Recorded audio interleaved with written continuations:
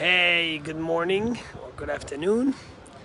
Coming to you from Brooklyn, New York, where I am back at Chabad Rabbis Convention, which takes place in New York every year around this Torah portion. So this week's Torah portion is called Toldot, which means offsprings. And it says, Eile Toldot Yitzchak. These are the offsprings of Isaac, Abraham, Halid et Yitzchak. Abraham gave birth to Isaac. Now, if you realize it's repetitive, it just told us these are the offsprings of Isaac. So what does it have to tell us that Abraham gave birth to him? Of course we know. And the answer the rabbis tell us is the simple and the esoteric.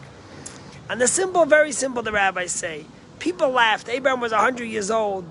Sarah was abducted by the king Abimelech last week. They said, this is not Abraham's kid. It's impossible. He's 100 years old. He's not having kids. This must be Abimelech's kid. So God made it that Abraham and Isaac were identical. What we call in Hebrew, klaster panim. Their faces looked identical. And basically, whoever saw it was able to say, Abraham gave birth to Isaac. This is exactly his kid. That's the simple. But what's the deeper? What's the esoteric? You see, what's offsprings? What does it mean to have children? Does it mean to just bring children into the world? Is that the significance of having children? Or offsprings are their deeds, their values, their moral code, their ethical code, their spiritual code? What does it mean to have toldot? Say the rabbis, that the leaders of the generation, they laughed. They said, is it possible that Isaac could really be an offspring of Abraham? Abraham was idealistic. He brought monotheism to the world. He was a spiritual man. But is it possible that he should have a child that should continue in a world that's so physical, so material, so crass? What happened? God made it that Isaac looked just like Abraham. Isaac didn't just look like Abraham. He acted. He grew in a different generation and a different person. Yet, he had the values, spirituality, the holiness of his father.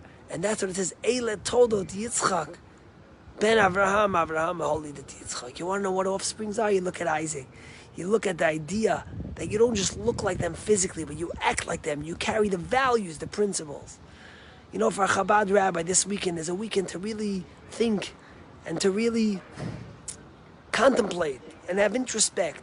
Are we following in the ways of our dear Rebbe, the values he taught us? It's 27 years since the Rebbe's passing, but Chabad keeps on growing.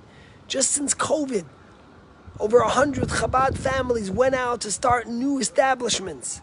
Chabad doesn't rest. We continue to grow and to bring spirituality and holiness and godliness. But us rabbis and rebbitzins have to think. And it comes like a time like this. Is it just that we're the children of Abraham? Are we just the children of the Rebbe, or are we reflected? When people look at us, do they see this is how the Rebbe would have acted? This is the values. This is the care. This is the love that the Rebbe would have had, the dedication for another Jew. Something that we need to think about really every day. But it's on a weekend like today when we're together, all rabbis from all over the world, international, national, and we get to touch our spiritual side and look deep inwards to who we are, so we should be able to be strong enough to permeate and impact the world in the way we need to. You know, yesterday I told you guys the most beautiful story about Binyamin Würzburg. Binyamin Würzburg is a man who was a survivor from Hungary, and he ended up in the camps. And the Nazi officer who fed them every day, gave them the little piece of bread, would torture them. He would also speak rhetoric to them, and he would say, Verfluchte Yidden, he called them, you cursed Jews. You dream about Jerusalem, about going to Israel one day, you will die here. You will go through the crematorium. And this guy was in Mauthausen, in the concentration camp, and they were weak and frail, but every day he said, quietly, when the guard would say that, he would say, L'shana haba b'Yerushalayim, he would whisper, next year in Jerusalem. He had a dream. And guess what? Miraculously, he survived the Holocaust. 57 pounds. Imagine a teenager, 57 pounds, emaciated.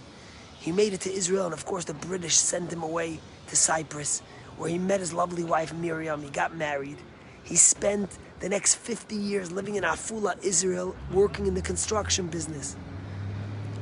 At 70 years old, he decided to retire, got his pension, And he decided to fulfill his lifelong dream of living in Jerusalem.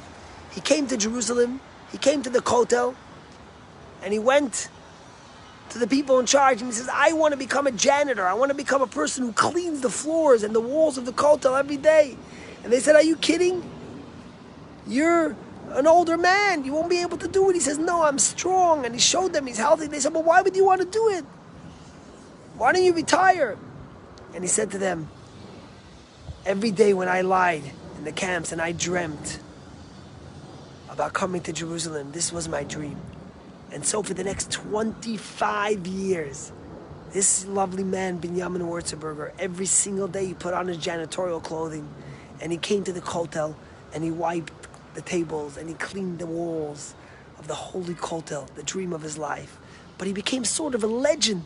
He met thousands of people and he told them his story. He said, every day when I put on these clothing and I clean the Kotel, I feel like I'm taking revenge on that Nazi guard. Imagine. And people were inspired by his story. One of the greatest moments was when he met the Prime Minister of Hungary. Here was a boy who was born in Hungary and ended up in the camps, and yet he came at the Kotel and he met the Prime Minister of Hungary who came to pray there. Sunday he celebrated his 95th birthday.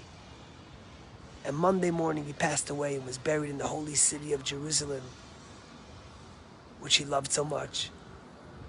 He always loved saying the quote,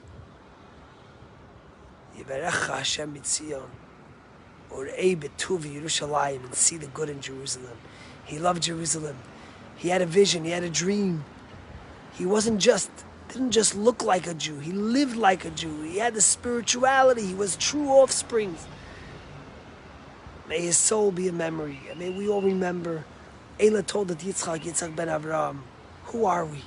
Do we look like our parents, not just physically, but the way they act?